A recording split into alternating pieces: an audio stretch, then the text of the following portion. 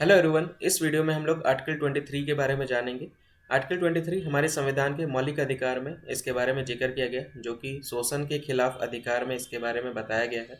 अब तक हम लोगों ने इसके पहले वाले वीडियो में हम लोगों ने राइट टू फ्रीडम के बारे में हम लोगों ने कवर किया था। आज़ादी को लेकर के जो अधिकार हम लोगों को प्रोवाइड किए गए फंडामेंटल राइट के तहत, वो सारे हम लोगों ने कंप्लीट कर लिए हैं।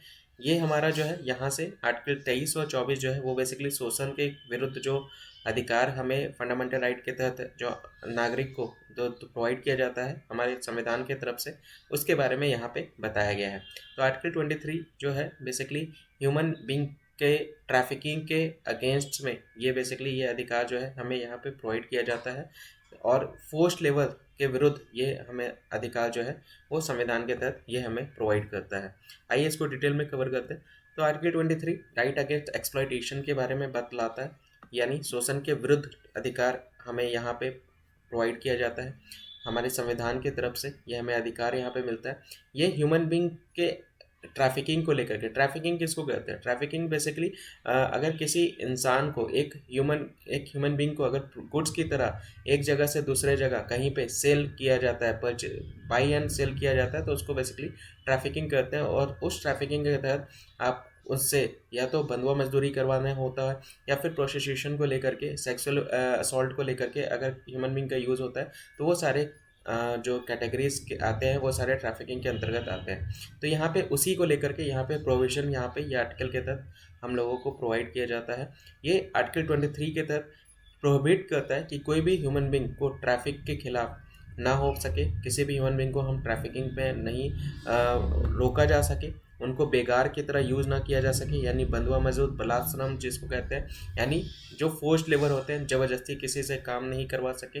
तो ये उसी के अगेंस्ट ये राइट जो है वो ये हम लोगों को प्रोवाइड करते हैं। सबसे बड़ी बात ये है कि ये जो अधिकार है, ये अधिकार दोनों के लिए ये अवेलेबल है, जो भारत के नागरिक हैं और जो नॉन सिटीजन है, दोनों के लिए ये राइट्स अवेलेबल है। तो इस तरह के क्वेश्चन भी जनरली एग्जाम में पूछ लिए जाते हैं कि कौन से राइट जो है वो सिटीजन और नॉन सिटीजन दोनों के लिए अवेलेबल है। तो ये ध्यान में रखते हुए चलिएगा। आर्टिकल 23 जो है वो आपका नॉन सिटीजन के लिए भी अवेलेबल है, ये ध्यान में रख सकते हैं।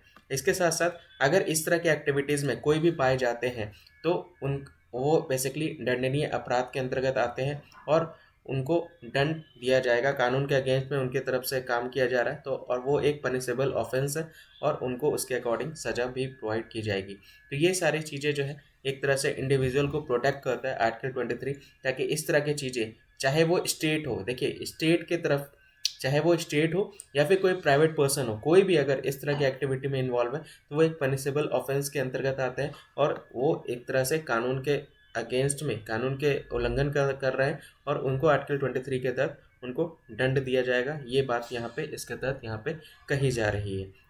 मानव दुर्व्यापार की बात यहाँ पे कही जा रही है। तो मानव दुर्व्यापार में कौन कौन सी चीज़ें शामिल है? पहला इसके अंतर्गत ये शामिल होता है कि कोई भी इंसान को as a selling and buying of, चाहे वो मैन हो या वुमेन हो या चिल्ड्रन हो, उसको एक गुड्स की तरह यहाँ पे सेल या परचेज की तरह यूज़ किया जाता है। सामान खरीद बिक्री की तरह, जैसे सामान हम लोग खरीद बिक्री करते हैं, वैसे ही बच्चों, महिला, पुरुष का यूज़ करना एक तरह से मानव दुर्व्यापार के अंतर्गत आता है। इसके साथ साथ महिलाओं और बच्चों का अनैतिक दुर्व्यवहार, इसमें वैश्यावृत्ति भी शामिल है, देख सकते हैं। तो इमोरल ट्रैफिक, किसी भी महिला का या बच्चों का प्रोस्टिट्यूशन को की तरह उनका यूज़ करना, वो भी एक तरह से ह्यूमन ट्रैफिकिंग के अंतर्गत आता है। तीसरा जो कैटेगरी जो इसके अंदर आती है, आप लोगों ने इतिहास में ही पढ़ा होगा देवदासीज के बारे में।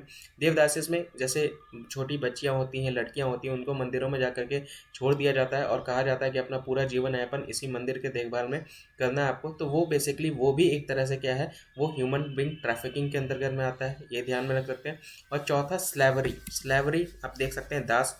तो दास की तरह किसी भी इंसान को एक जगह से दूसरे जगह, एक देश से दूसरे जगह भेजा जाता है, और वहाँ पे उनसे ज़बरदस्ती काम करवाया जाता है, या फिर सेक्सुअल असॉल्ट किया जाता है। तो वो सारी चीज़ें जो है वो सारी इसी के अंतर्गत आती है। तो ये ह्यूमन ट्रैफिकिंग के अंतर्गत आता है, और इस चीज़ से प्रोटेक्ट करने के लिए आर्टिकल 23 बनाया गया है, और ये हमें नागरिक को भी और जो नागरिक नहीं है भारत के उनके लिए भी ये एप्लीकेबल है। तो इस तरह की एक्टिविटीज़ अगर कोई कर रहा है तो एक पनिशेबल ऑफेंस के अंतर्गत आता है। और संसद के द्वारा एक एक्ट भी बनाया गया है ताकि उनको इनसे प्रोटेक्ट किया जा सके। अनैतिक दुर्व्यवहार अधिनियम 1956 के तहत देख सकते हैं, ताकि उनको इस तरह की चीज़ों से, ह्यूमन ट्रैफिकिंग से प्रोहिबिटेड किया जा सके, उनको रोका जा सके। एक तरह से जो मानव के साथ जो शोषण हो रहा है उसके खिलाफ ये अधिकार जो है वो यूज़ किया जाएगा। तो ये है बेसिकली आर्टिकल 23। आई होप ये आपको क्लियर हुआ होगा। इसके साथ साथ बाकी भी आर्टिकल्स आपको यहाँ पे दिख रहे होंगे ऊपर में प्लेलिस्ट में। तो जिन लोगों ने भी प्रीवियस आर्टिकल्स नहीं कवर किया है इसको आप कवर कर सकते हैं। डेली बेसिस पे ये आर्टिकल्स की क्लासेस जो है वो शाम 4 बजे होती है, और इसको आप डेली बेसिस पे कवर कर सकते हैं और इसको नोट्स भी कवर बना सकते हैं। ठीक है, तो आज के लिए बस इतना ही। मिलते हैं अगले वीडियो में। जय हिंद, जय भारत।